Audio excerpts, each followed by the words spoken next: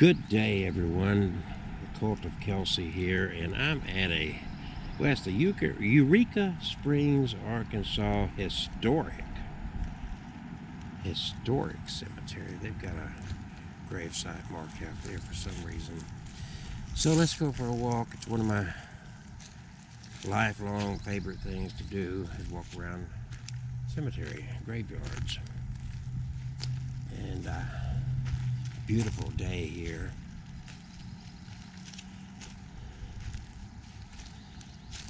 Walter N. Dowell Wagner, World War I, 1892 to 1953, died the year before I was born. You ponder a lot of things if you allow yourself. Some people don't want to think. Let's put it that way. I can't stop pondering and thinking about life, the big questions, and some people just kind of get trapped into the moments and the time and space that they're locked into. But here's the wife of the Reverend Reb Judson or Rev Taylor. Carol Wilson,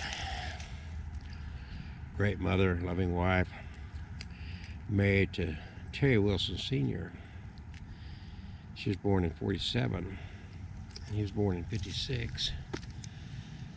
So that would make her 9 years older. Or maybe I've got him back. No, that's mother, wife. Yeah, I've got it right. That'd make her 9 years older than him. He's still alive, according to this. I'll see you soon. And of course, that is really not even a Bible teaching, and that's what's so confusing. These people don't realize how confusing they've got their situation, because the Bible doesn't teach that you're going to go to heaven and you're going to see each other and all that kind of stuff. It's just not there. That's not a Bible teaching, and that's fine. The Bible is wrong on a lot of counts. Could be wrong on that too. But I walked over here is a very interesting, most interesting monument for a family. Check it out. This is who designed this, but God, it is very, very interesting.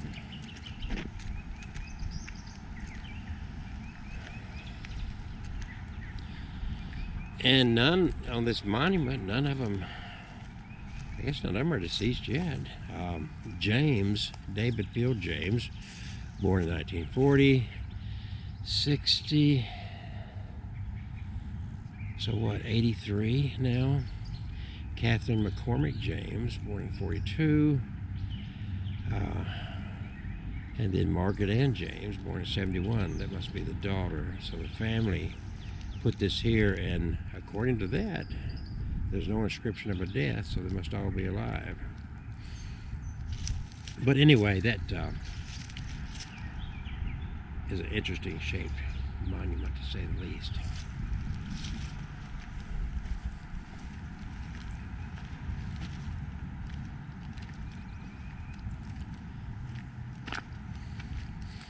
So when I walk these graveyards, these cemeteries, I not only admire the handiwork of these tombstones, these monuments. 38 years. Mary E. is who this is. Died young, 38 years of age.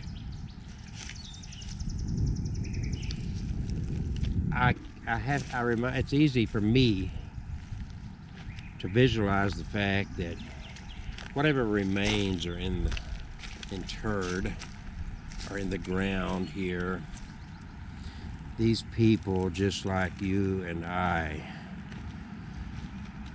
this was their world at that time. We've inherited it from them, and at one point this is where this is where we're going to end up.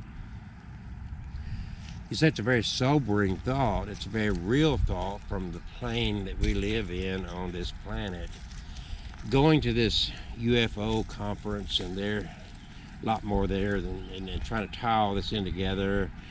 So the first thing I noticed is that they're not looking at these UFOs and aliens in the same vein that they used to.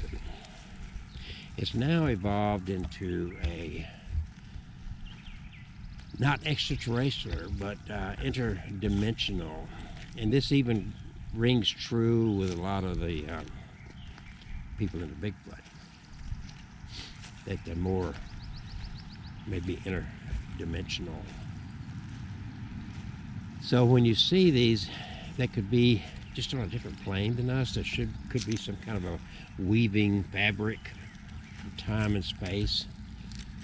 Some people say there's really no such thing as time. It's not a, I don't know exactly how to word it. There's no constant in it. Got different symbolisms here. That's very interesting. You might want to take some time and look at this. Eureka Springs Cemetery symbolism, what the different symbols mean that you find on these graves. Well kept. So exactly what is it? Exactly what is life? Exactly who are we? Some would say that that we are a hologram, that this isn't real. Some will suggest that we're in a dream, and that when we die we actually wake up to reality. From all these ideas that people have, these theories, if you will,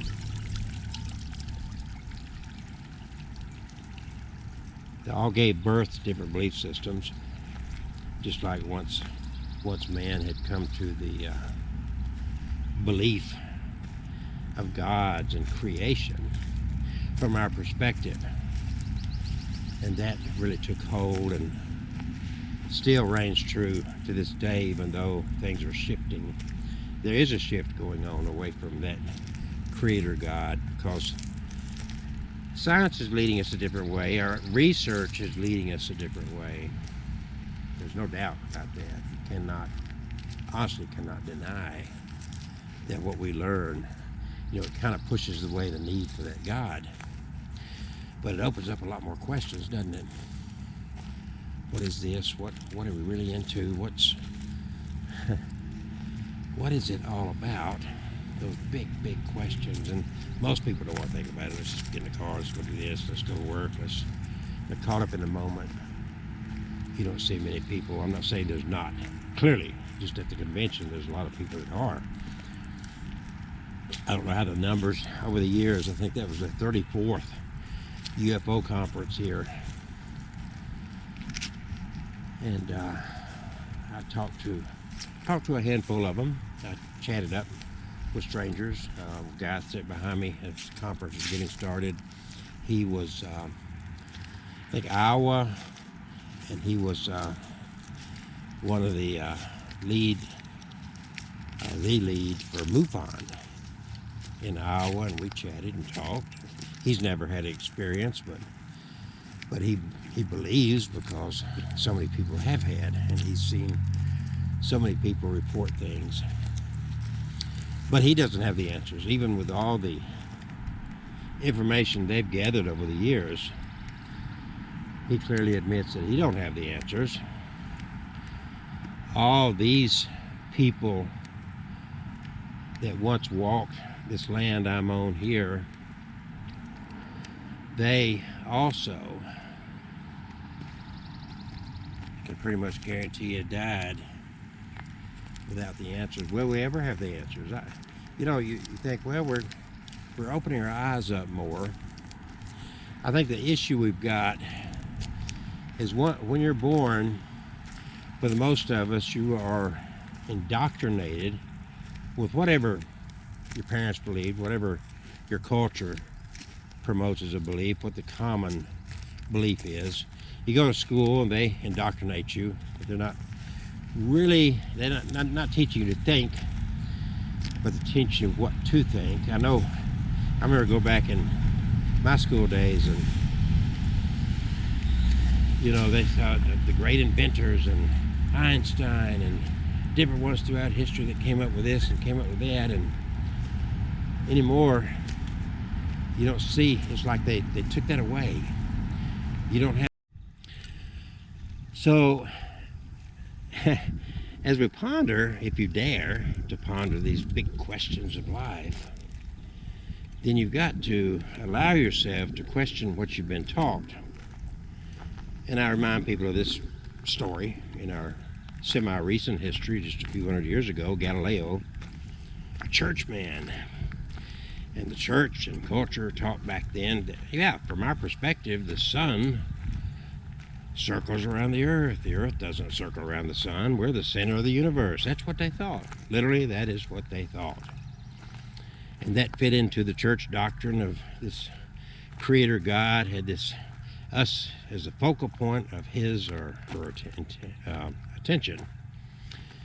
And scientist Galileo comes along, and he wasn't the only one, but he's well known for saying, hey, we were wrong. The earth circles around the sun. We're not the center as far as our galaxy is concerned. We're, our solar system, we're circling around the sun. And God, the church did not like that.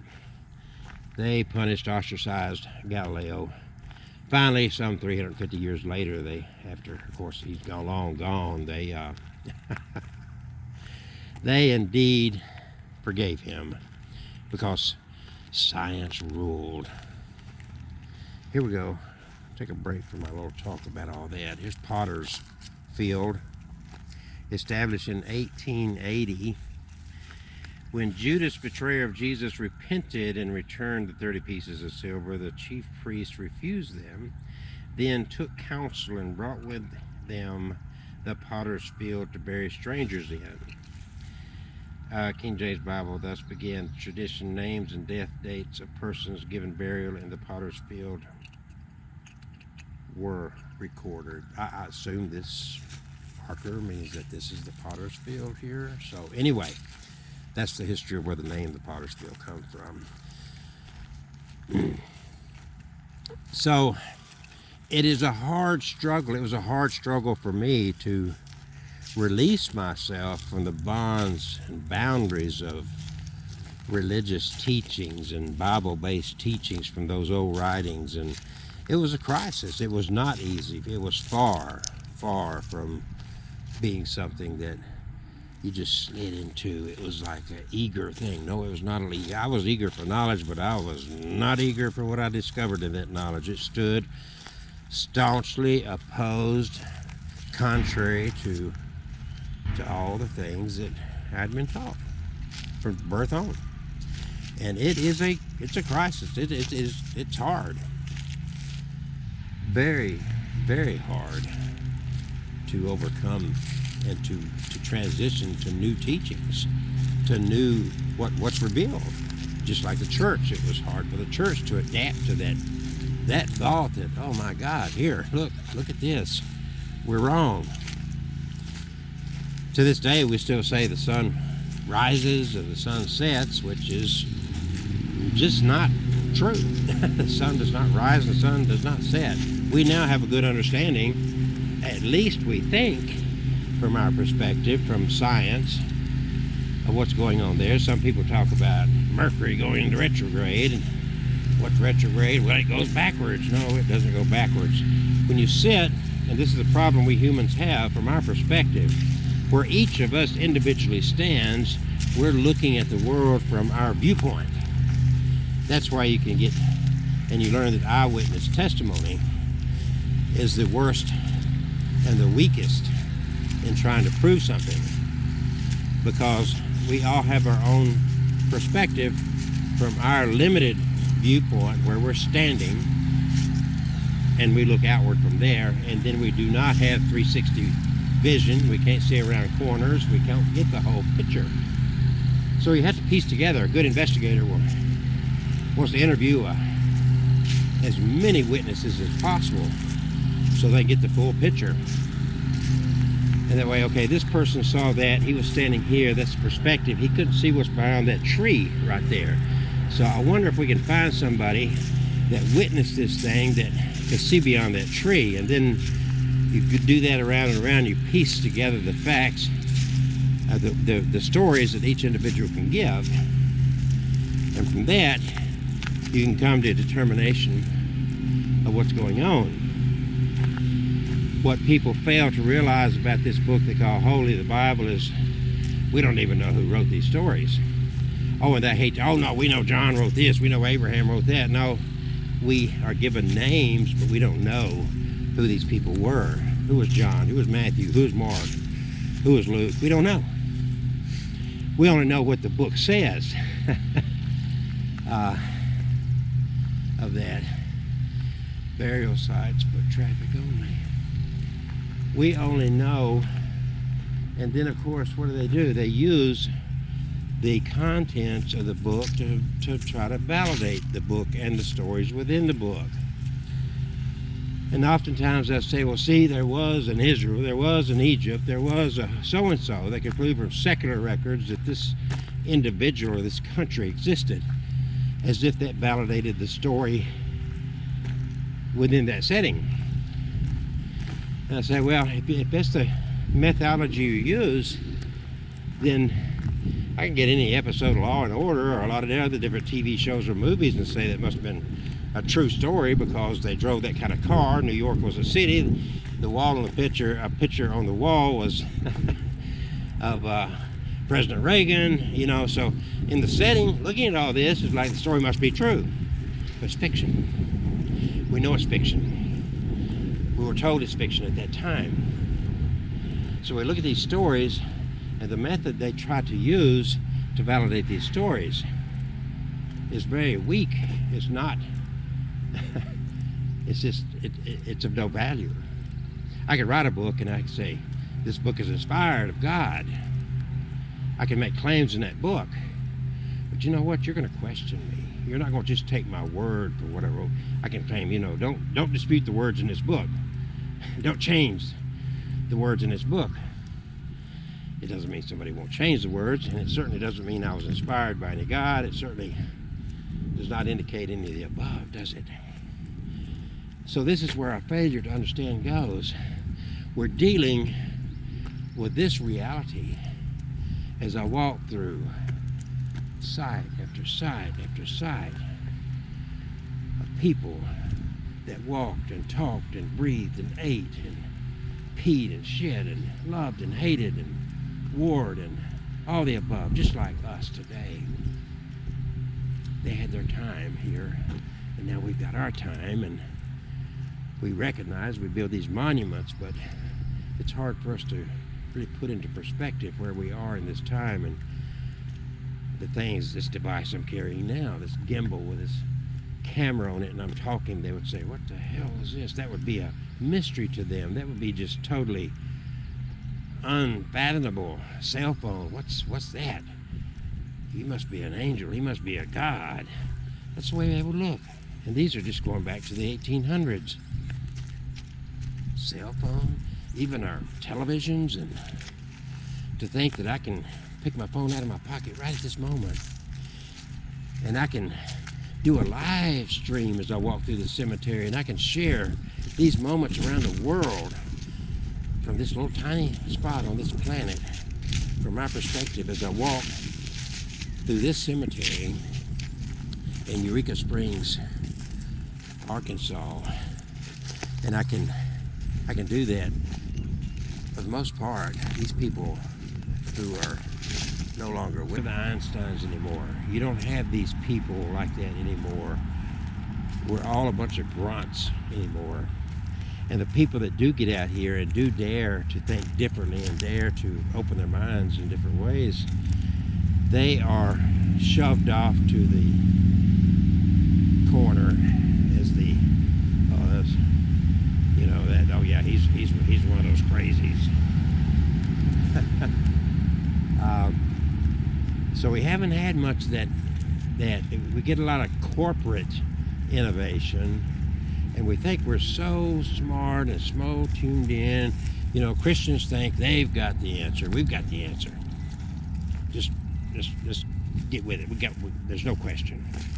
You know, Jesus died for us. We got all this, and so we got the answers, right? But so we've gotten so cocksure. You know, the era of enlightenment is long gone. We've gone through decades of being in the dark because people that dared to think outside of those traditions that we were taught are looked at as crazies and all that kind of stuff.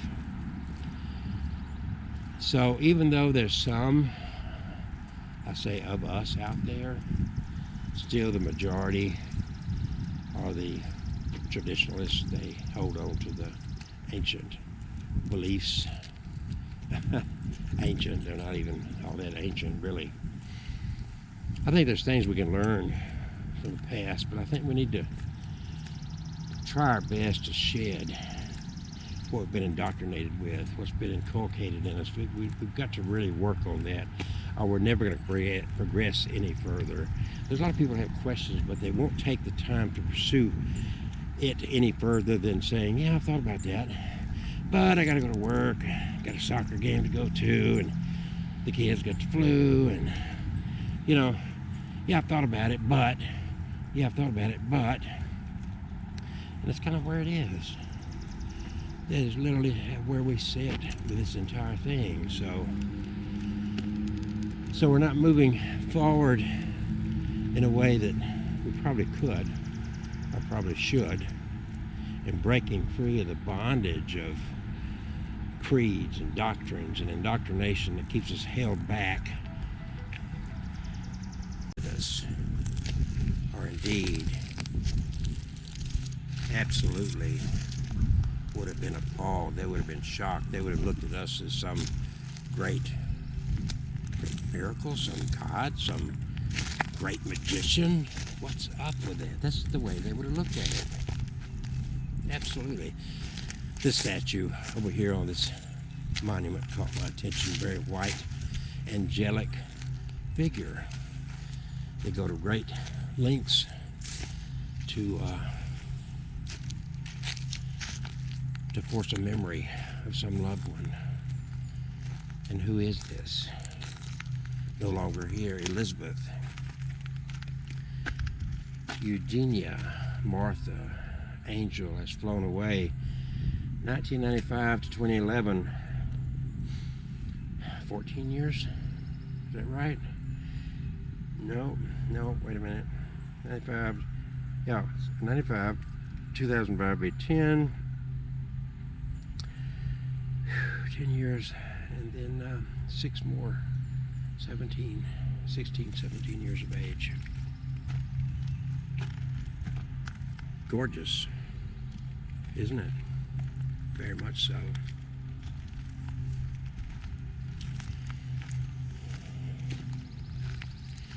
So we don't know, and we have a hard time accepting what we don't know. We don't want to accept that. We want to think that we've got it figured out. Each generation did. The generation that believed in the god Mithra, the Egyptians who had Horus, Amen-Ra, all these now viewed as mythological, outdated. Now we've got the current God, the current human interpretation of the unknowns.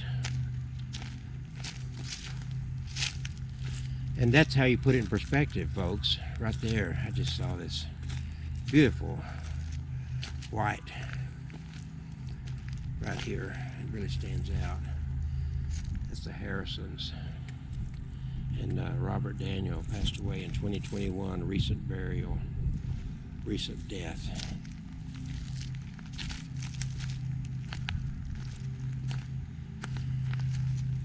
Off in the future, I'll be gone. You'll be gone. We will still be learning. We'll still be groping, inching, and literally just like an inchworm, slowly crawling forward in our search for understanding and knowledge, and constantly being drawn back by ancient writings and ancient traditions, and fear of questioning those things forever hold us back.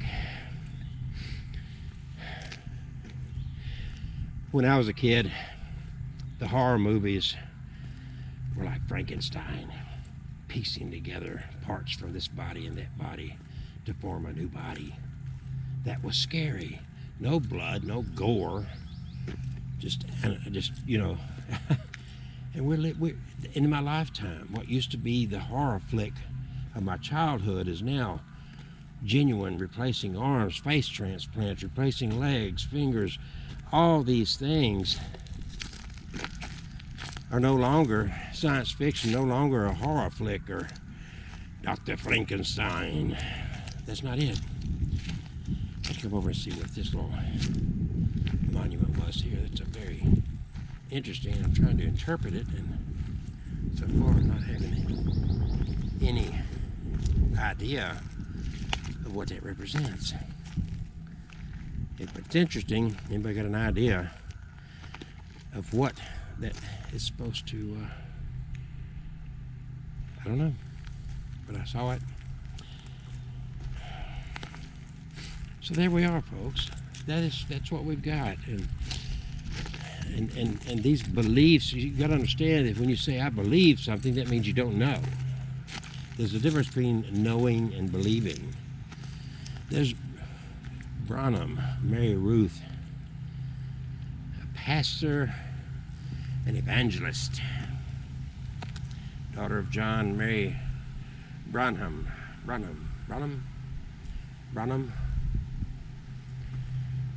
died in 2003. You may or may not end up with a tombstone that has your name inscribed on it.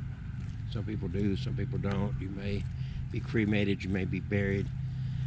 I don't think that's going to make a difference with your energy or making a difference as to what actually happens at you at the time of your death. But this is what we know happens. And some people say, well, it's true, you can be brought back to life. And, well, I don't believe so. I think if any of these people could talk, they would say, no, it didn't work for me. I'm still here. This cemetery, and I've been to a lot of cemeteries, they got some interesting formations on their tombstone. There's a couple more down here. It's like, what is this? What does it represent? But there's a sign over there that tells you what some of these symbols mean, but at one time it meant something to somebody. There's an angel there. That looks like a totem. Wow. This is a heck of a memorial here. There's an owl. And sadly, somebody put some photographs on a board, and of course the weather took those away. But there's a totem, and there's a bulldog. I would say something to do with Georgia there. There's Dad and a flag, and 2004, Mirrors, Love, a shell, Bonnet, Ellen Ray, 2002, a frog. Now that, I guess, is some kind of a angel. I'm not too sure the face is I don't know about that face. Maybe, but I don't know. And then we got another interesting little, this has got a lot of interesting memorials here. This is a bear. I wonder what that was. Look, a carved out Rizzo, a carved out bear. David Rizzo, 52 to 90. Waiting on resurrection, I think it says. Some more artifacts on the back of this one here. Samuel and Elizabeth, they both died in the 90s.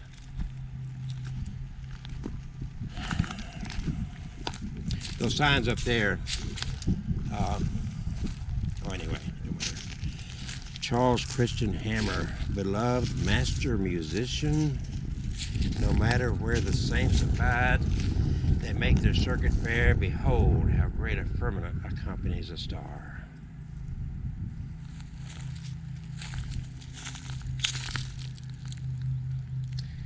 Though the music may have been recorded, I don't know, 2004 probably, his music stopped. It was a good run of it.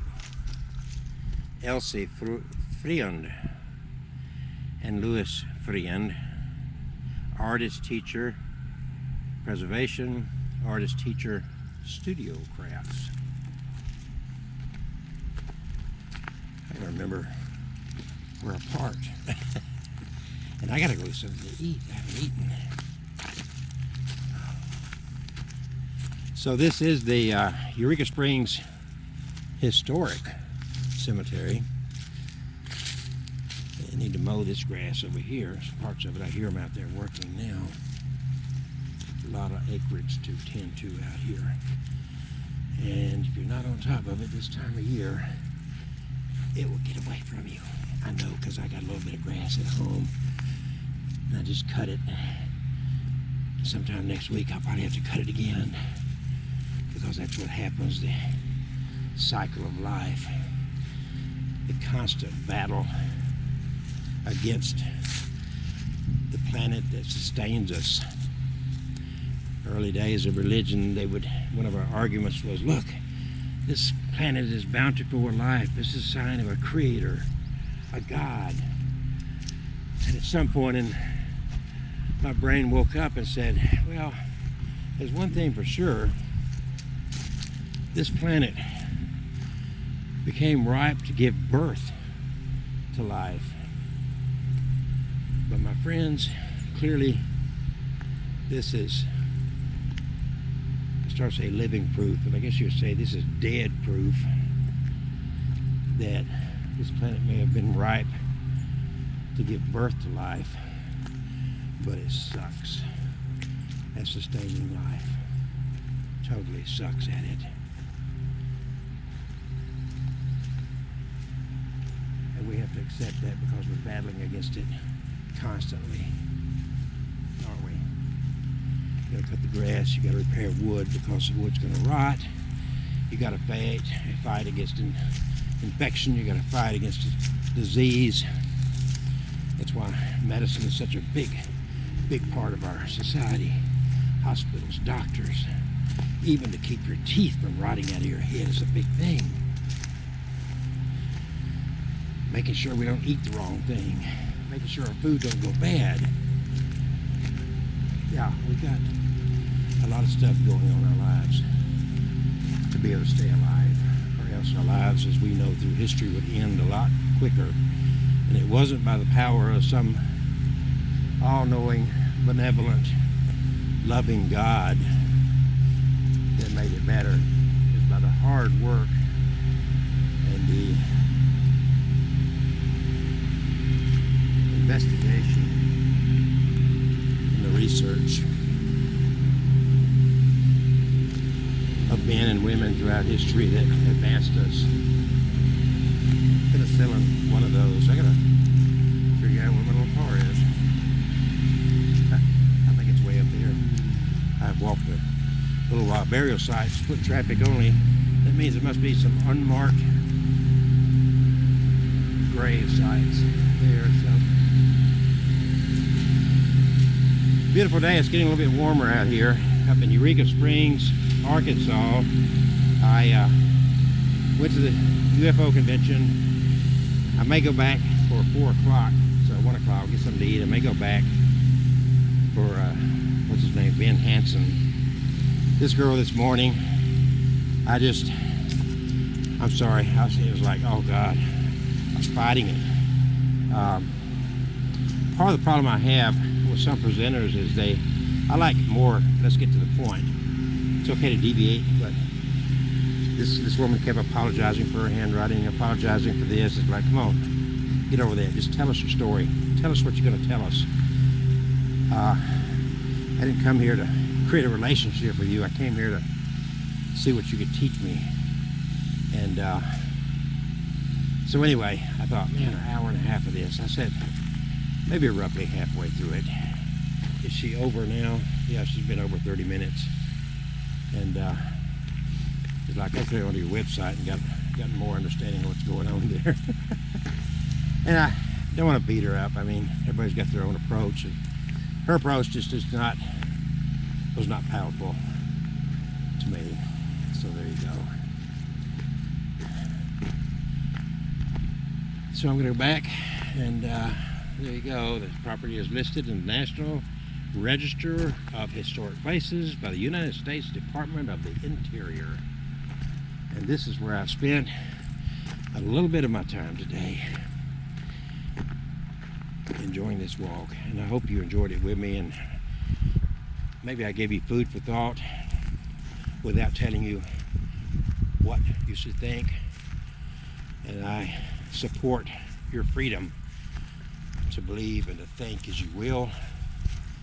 God, I walked a long ways.